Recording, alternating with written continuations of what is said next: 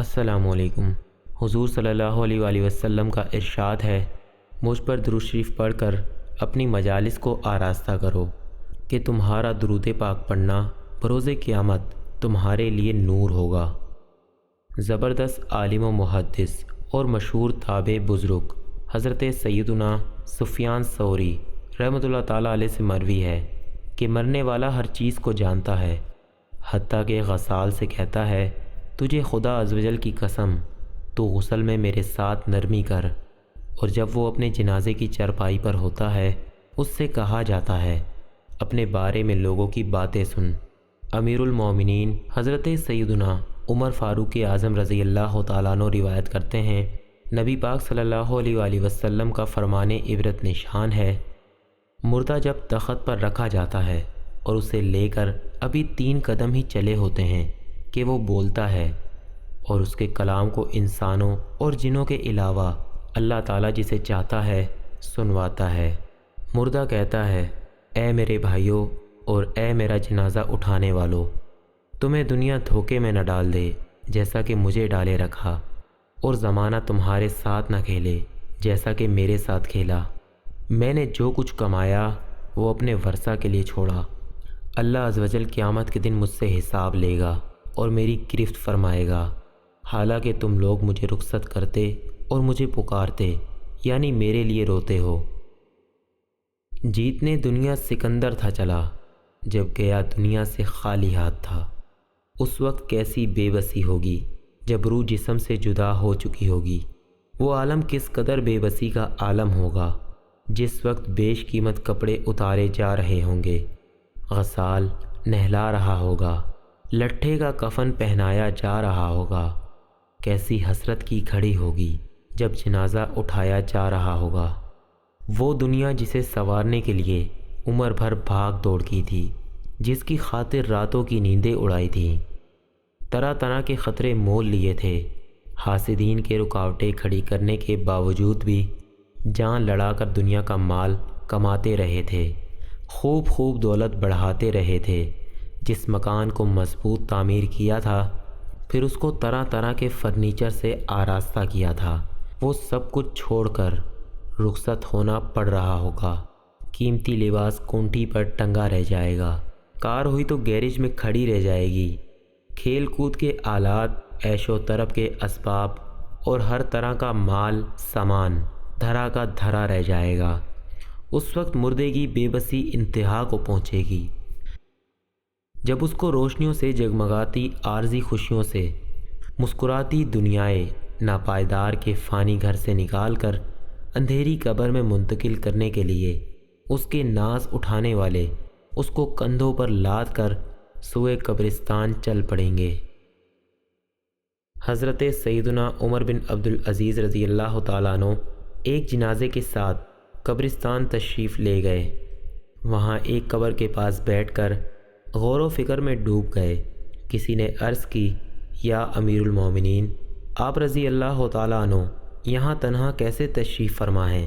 فرمایا، ابھی ایک قبر نے مجھے پکار کر بلایا اور بولی، اے عمر بن عبدالعزیز رضی اللہ تعالیٰ عنہ، مجھ سے کیوں نہیں پوچھتے کہ میں اپنے اندر آنے والوں کے ساتھ کیا برتاؤ کرتی ہوں؟ میں نے اس قبر سے کہا، مجھے ضرور بتا۔ وہ کہنے لگی، جب کوئی میرے اندر آتا ہے تو میں اس کا کفن پھاڑ کر جسم کے ٹکڑے ٹکڑے کر ڈالتی ہوں اور اس کا گوشت کھا جاتی ہوں۔ کیا آپ مجھ سے یہ نہیں پوچھیں گے کہ میں اس کے جوڑوں کے ساتھ کیا کرتی ہوں؟ میں نے کہا، یہ بھی بتا۔ تو کہنے لگی، ہتھیلیوں کو کلائی سے، گھٹنوں کو پنڈلیوں سے اور پنڈلیوں کو قدموں سے جدا کر دیتی ہوں۔ اتنا کہنے کے بعد آپ رضی اللہ تعالیٰ عنہ ہچکیاں لے کر رونے لگے۔ جب کچھ افاقہ ہوا تو کچھ اس طرح عبرت کے مدنی پھول لٹانے لگے، اے اسلامی بھائیوں، اس دنیا میں ہمیں بہت تھوڑا عرصہ رہنا ہے۔ جو اس دنیا میں صاحب اقتدار ہے وہ آخرت میں انتہائی ذلیل و خوار ہوگا، جو اس جہاں میں مالدار ہے وہ آخرت میں فقیر ہوگا۔ اس کا جوان بوڑھا ہو جائے گا اور جو زندہ ہے وہ مر جائے گا۔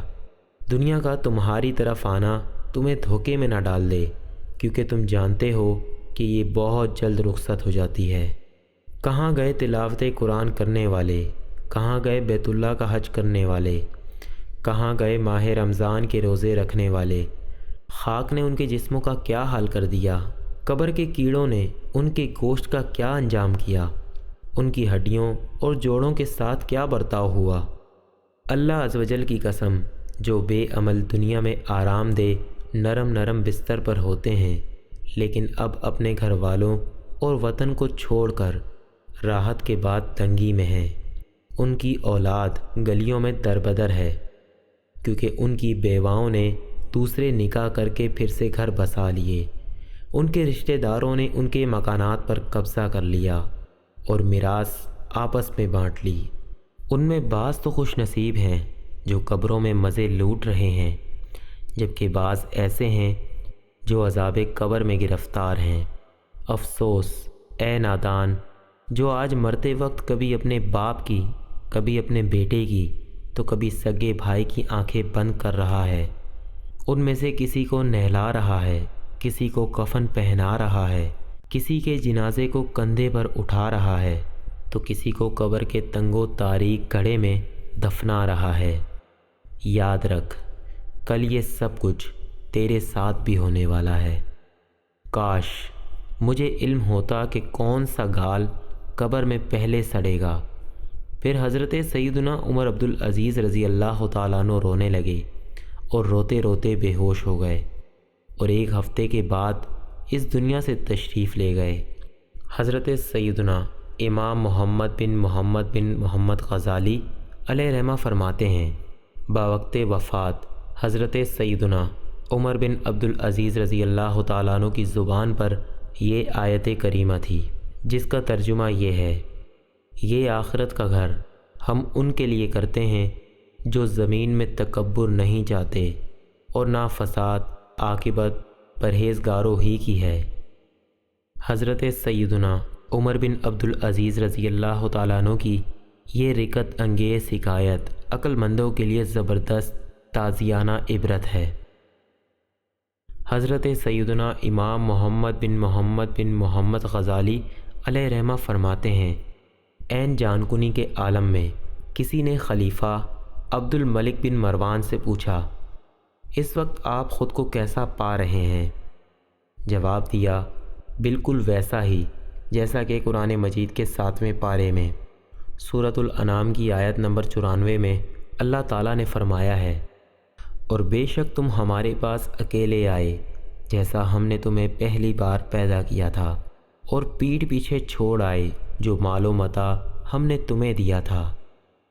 حضرت سیدنا امام محمد بن محمد غزالی علیہ رحمہ فرماتے ہیں، مشہور عباسی خلیفہ ہارون رشید علیہ رحمہ کا جب آخری وقت آیا تو وہ اپنے کفن کو الٹ پلٹ کر بار بار حسرت سے دیکھتے اور پارہ 29 کی یہ آیتیں پڑھتے: میرے کچھ کام نہ آیا میرا مال، میرا سب سور جاتا رہا۔ حقیقت یہ ہے کہ اس دنیا میں آ کر ہم سخت آزمائش میں مبتلا ہو گئے ہیں۔ ہماری آمد کا مقصد کچھ اور تھا اور شاید سمجھ کچھ اور بیٹھے ہیں۔ ہمارا انداز زندگی یہ بتا رہا ہے کہ معاذ اللہ، گویا ہمیں کبھی مرنا ہی نہیں۔ یاد رکھیے، ہمیں یہاں ہمیشہ نہیں رہنا۔ اس دنیا میں آنے کا مقصد صرف مال کمانا یا فقط دنیا کے علوم و فنون کی ڈگریاں پانا اور صرف دنیاوی ترقیاں حاصل کیے جانا نہیں ہے۔ پارہ 18 کی آیت 115 میں ارشاد ہوتا ہے، تو کیا یہ سمجھتے ہو کہ ہم نے تمہیں بیکار بنایا اور تمہیں ہماری طرف پھرنا نہیں؟ اگر اس نے اپنی زندگی کے مقصد میں کامیابی حاصل نہیں کی اور بروز محشر گناہوں کا انبار لے کر اپنے پروردگار کے دربار میں پیش ہوا، تو رب تعالیٰ کی ناراضگی کی صورت میں اس کی دنیا کی بے شمار دولت بھی اسے اپنے رب قہار عز و جل کے قہر و غضب سے نہیں بچا سکے گی۔ دنیاوی علوم و فنون، کارخانے، اسلحہ، دنیاوی سورس، منصب، وزارتیں، دنیاوی آسائشیں، شہرتیں، قوتیں، دنیاوی عظمتیں اللہ تعالیٰ کی بارگاہ میں سرخرو نہیں کر سکیں گی۔ اقتدار کے نشے میں مست ہو کر ایک دوسرے کے عیبوں کو اچھالنے والوں، دہشت گردیوں کا بازار گرم کرنے والوں اور مسلمانوں کے حقوق پامال کرنے والوں کے لیے لمحہ فکریہ ہے۔ اگر معصیت کے سبب اللہ تعالیٰ ناراض ہو گیا، اس کے پیارے حبیب صلی اللہ علیہ وآلہ وسلم روٹھ گئے اور ایمان برباد ہو گیا، تو وہ مشکلات درپیش ہوں گی جو کبھی بھی حل نہیں ہوں گی۔